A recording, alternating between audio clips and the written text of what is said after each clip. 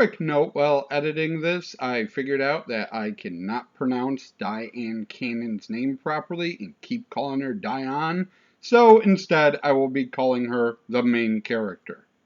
Thank you and enjoy the review. Don't panic, this movie is not British. Today we talk about a large company throwing someone away when they become too old.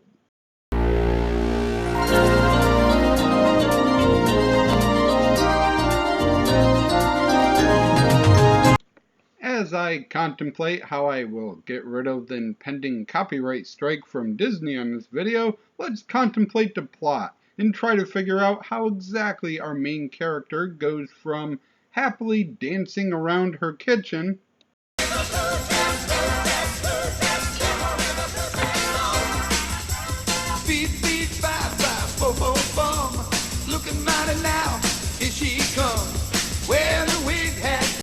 to being tackled in the park. Kind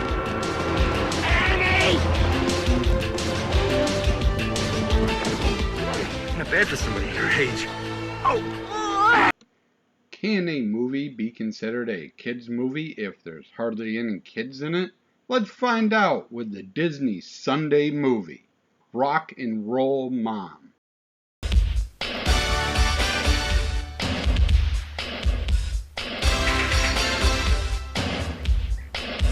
Or possibly Rock and Roll Mum. It's really unclear. We do begin with our main character dancing around her kitchen, but as the opening credits are still rolling, we quickly move on to a talent show.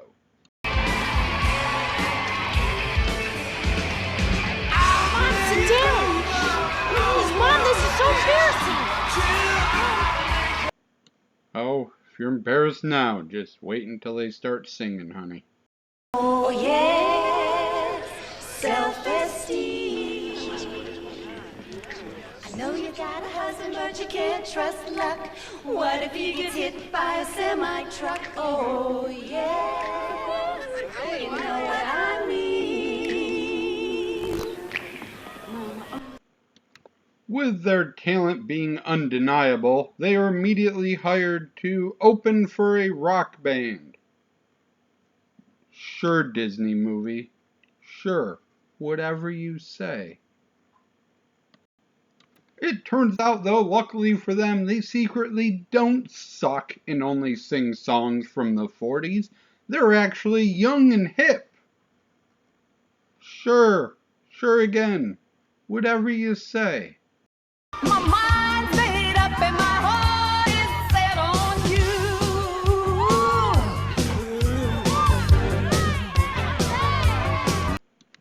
Well, everyone can agree that she's too old to be a pop star. She's 50 and has kids. Ew. She did write a good song, so she's flown out to LA and given a job signing fake autographs for pop star Darcy X. Because that's what songwriters do, apparently. So who is this Darcy X that she was hired to write songs for? Well, as she is bringing coffee to the music executives, we get a glimpse at her latest music video. Can you make my mind up tonight? What can you do to make me receptive to you? I won't bring this up again, I promise. But why is she bringing people coffee? She was hired as a songwriter. Even if she was somehow mistaken for an intern, is she a freaking moron? The second they say, hey, sign this, bring me coffee, she should be like, I'm the new songwriter, asshole. No. But she doesn't. In a move I can believe Disney making, Marcy X takes a well-deserved week off from recording and is immediately pushed to the curb and replaced by our main character, now making Marcy X our bad guy for wanting a week off.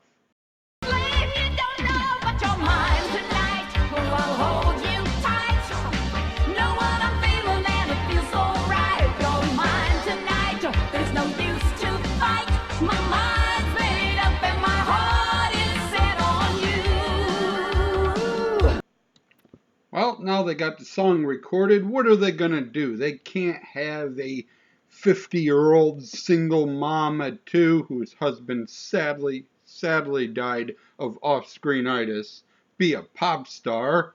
We need a makeover. And who better to give a makeover than Fran Drescher? Fran Drescher is in this movie? Okay.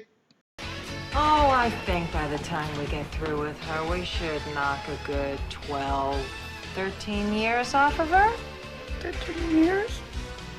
How will I explain my kids? Oh, you don't have any kids, dear. As part of the makeover, her children are brutally murdered by the Disney Corporation and their parts recycled into other children.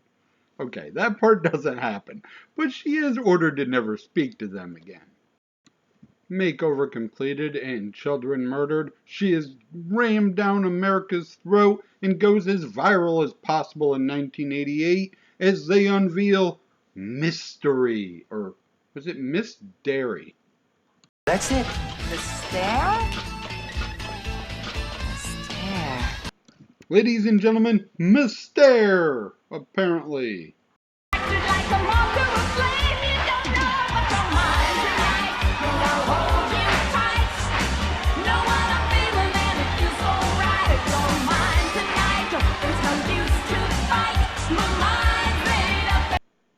Unfortunately, despite my many petitions, her kids were not reduced to Disney pulp and start showing up in the movie. You know who else finally shows up in the movie? Marcy X, who finds out she's a 50-year-old with 2 kids, reveals her secret, and her career is destroyed. And weirdly, people start to think she was lip syncing. I don't know what lip syncing has to do with being 50, but sure. Sure, Disney. Sure.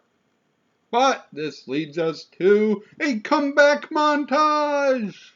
It took some time for me to get it right. Don't let them stand in your way. You're gonna find it someday. This is my dream and my time. Believing it has made it happen. I mean, it's no Rosie Greer doing jumping jacks to Let's Get Ready 'cause Here I Come, but it's okay. Yeah, apparently the record executive who helped her before, that she's totally not fucking because A, you can't fuck in a Disney movie, and B, he's a major executive and they never date their talent. That'd just be wrong. He helps her, well, he tackles her in a park and screams in her face.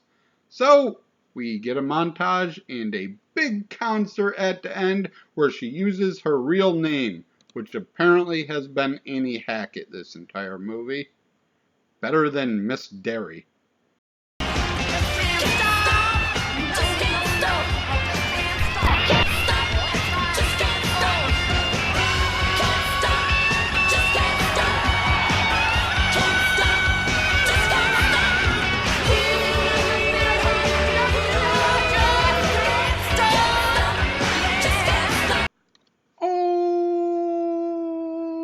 Overall, this is a Disney family film, which means it has the familification of a normal plot where a person's taken from obscurity, become famous. In a normal movie, they would turn bad and betray their friends, but then realize the error of their ways. But nope, this is a family film, so they're happy to be famous, they get screwed over, and are happy to be not famous anymore. So there's no stakes. Yay for 0 stakes. I gotta say good things about the movie or Disney will copyright strike me. Love you, Disney. This film is pretty similar to the other Magical World of Disney Presents film that we watched, the trash-picking, field-goal-kicking Philadelphia Phenomenon, starring Tony Danza. He's a regular dude, gets thrust into fame, loses the fame, and goes back to his life that he was pretty content with before. gains nothing but a cool story and loses absolutely nothing. Just no excitement if there's no stakes. This one was directed by Michael Schultz, who has directed fucking everything in the last 40 years. From The Last Dragon in the 70s to Ally McBeal, Touched by an Angel, Jag in the 80s and 90s, and now Blackish in the 20-teens. The kids in this movie were played by Josh Blake, who acted through the 90s but quit around 2006, and Amy Lynn, who didn't act after 1990, so I assume she was turned into Disney sludge and reconstituted as Kristen Stewart, which is nice for her, I guess.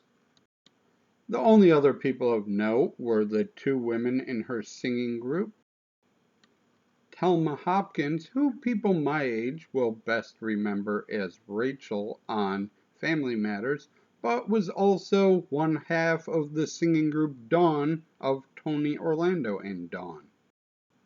And Nancy Linehan, who was in Veep most recently, but has been on dozens of television shows through the last 20 years. Thank you for watching, and as always, I shall try to do better next time. Here's a bonus clip of something. Haven't decided what yet. Rock and Roll Mom was a Disney Sunday night movie. The week afterwards was Splash 2, but the 2 weeks before was a 3.5-hour two-parter of this movie. A young crew set out to find a new home for a dying Earth. Finds itself fighting for its own survival. Why don't you just quit? Can't do that. Lured to an alien world by renegade marauders. A new generation faces the challenge of a lifetime. They got us trapped. The adventure of Earth Star Voyager. Coming up next.